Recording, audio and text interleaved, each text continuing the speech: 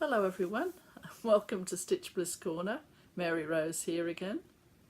I'm just going to mention a shout out. I'm going to go into my TFO phenomenon, which is temporary framing option, and you'll see the one that I'm talking about shortly. Also the McKenna quest for the realism in cross-stitch equipment advertising. I think I might have cracked one for her. Now I found this particular one. It was from YanyStitcher, which would have been a long time, in the 80s I'd say. A very special reader offer, the Mother and Child lamp, a quality sewing lamp, extraordinary half price special. Well, of course this is years ago, so it wouldn't be in operation now, but I will show you the picture.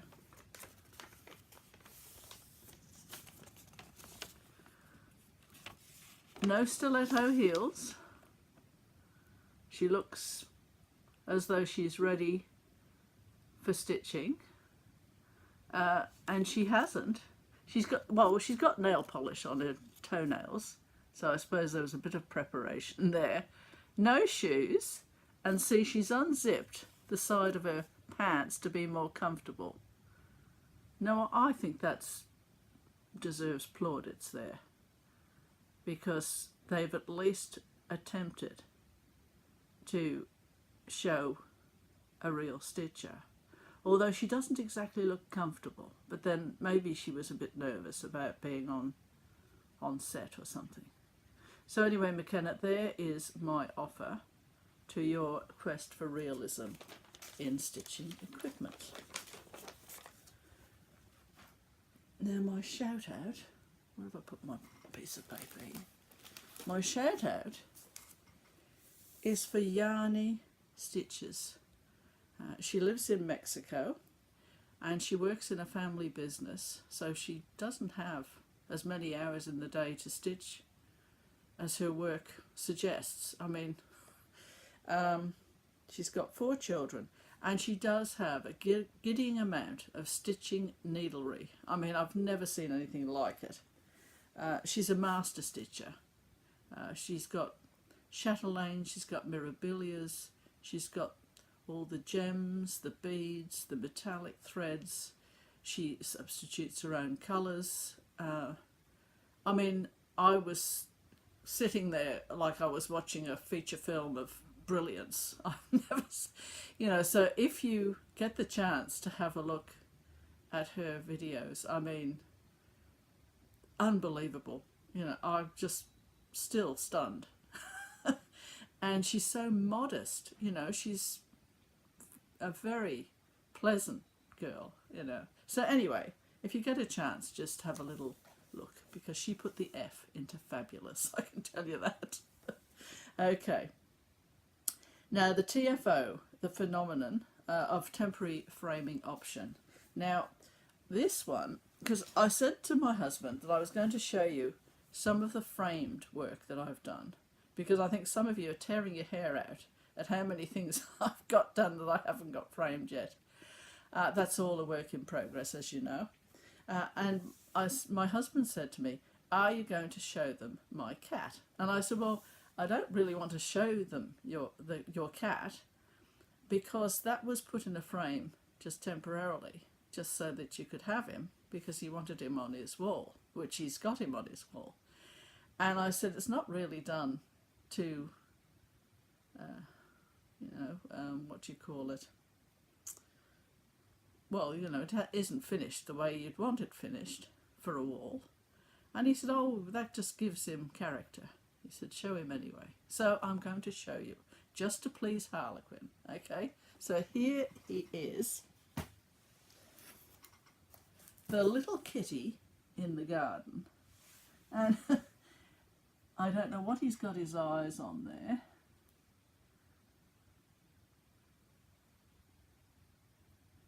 But this is one of the very earliest ones I did. He came out of a book.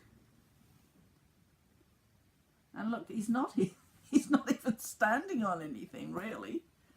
But I suppose you can just imagine that he's standing on something. And see how it's all crinkled and wrinkled, because it's not pulled tight, it was just, you know. So anyway, that's just to please Harlequin. So I've done that now. So he can go back on the wall for a while, seeing as he thinks it gives him character to look all crinkled up like that. Now, I'll just do a quick update on the Scout, just for people who are watching his progress.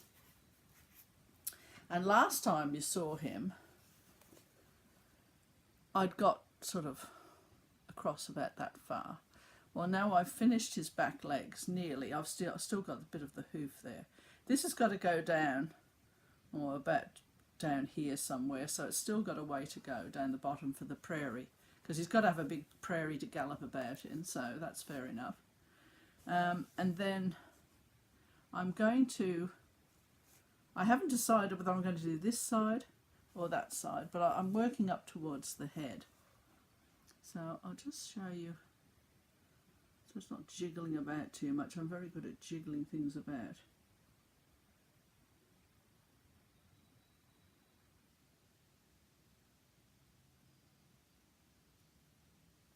Now that particular, it's all blended threads, practically all blended threads.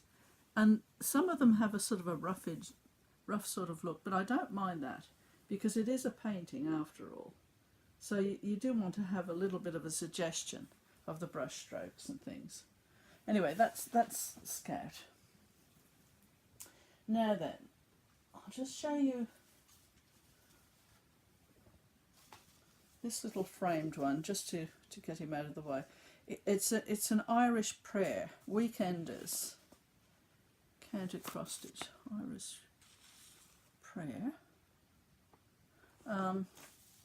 Just looking to see if there's any more information. I don't think so. It sort of came in this little kit, and it came complete with the mat.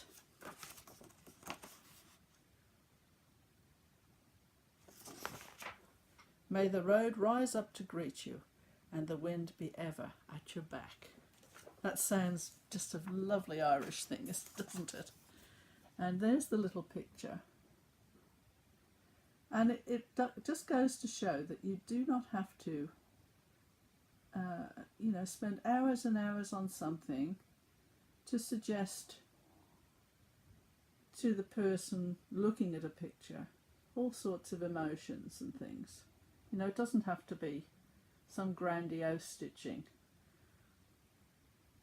because that evokes a lot in me. I just, you know, that little home there, and you're just coming home with the wind at your back.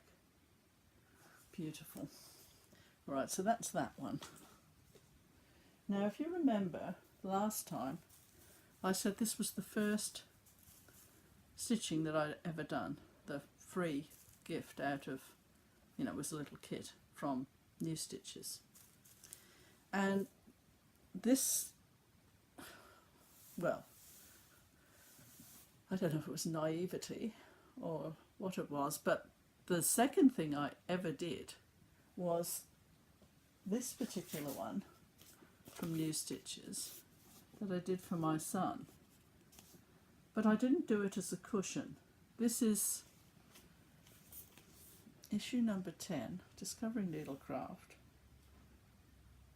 Yeah, anyway, so it's that one. And it obviously didn't daunt me from doing and I've got on the back first major work, and this was 1994 when I did this one. Gosh, there's some reflection there, isn't there? And this is Love Conquers All.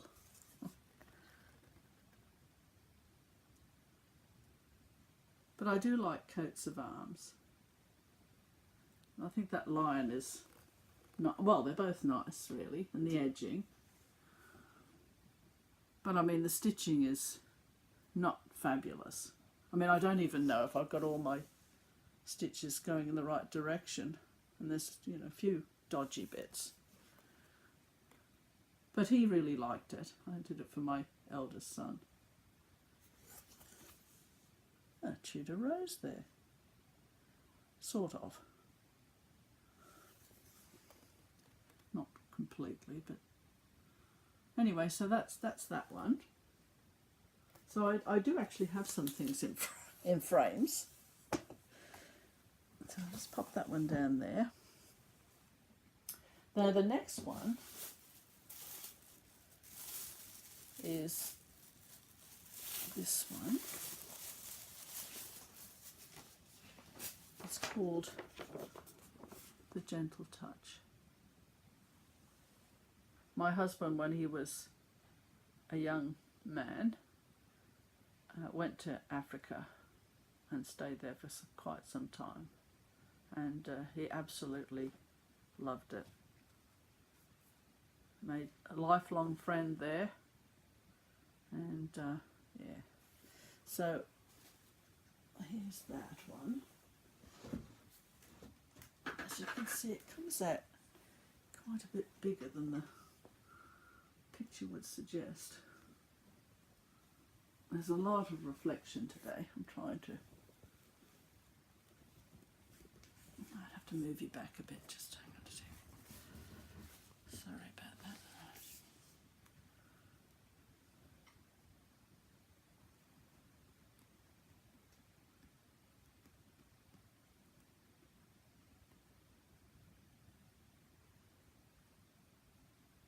But he said that in the morning, because he went on a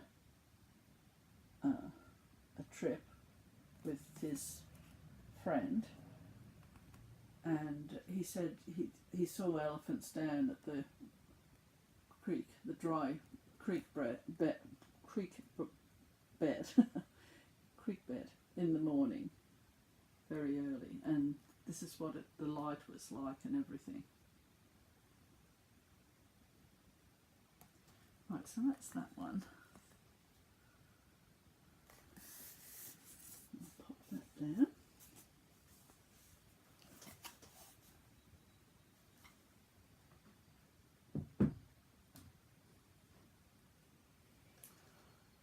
Then we have this one, Mia, M-A-I-A.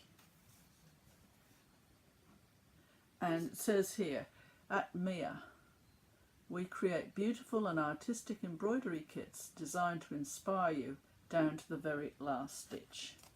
And Mia kits, at least this one, was very good. I mean, I ran out of a few threads, but that was more my fault than theirs. And, you know, it was very easy to replace them because they had the correct numbers for the threads and everything. And this is that one.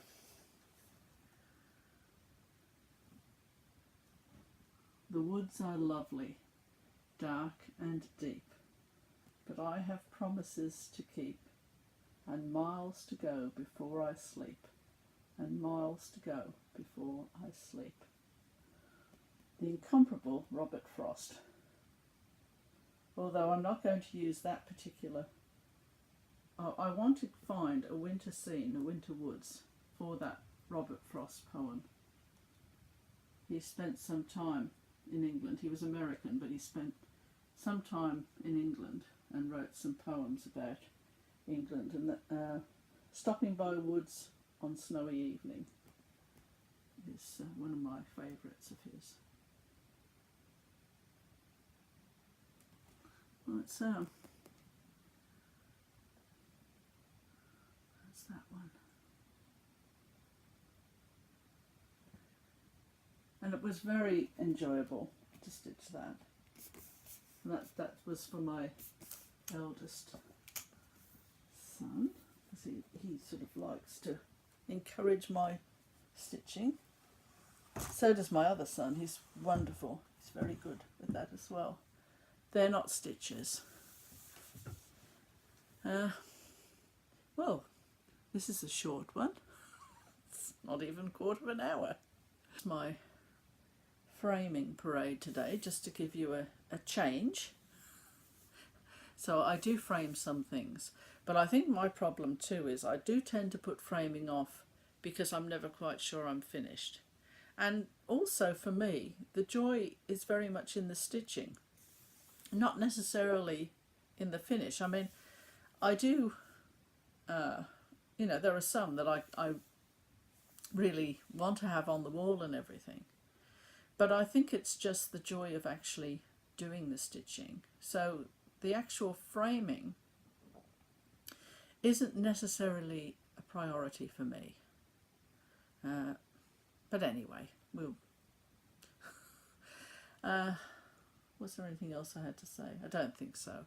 I just hope that the hurricane over there is over with quickly. That's all I can say. I mean, I've been through some cyclones here. I know what they're like. I hope you can all keep as safe as possible, all of those of you who are affected by it. I think you tend to think more of what happens in other countries when you have stitchy friends there. So try to keep safe, and for everyone else, until next time, happy stitching, and I'll see you again at Stitch Bliss Corner. Bye for now.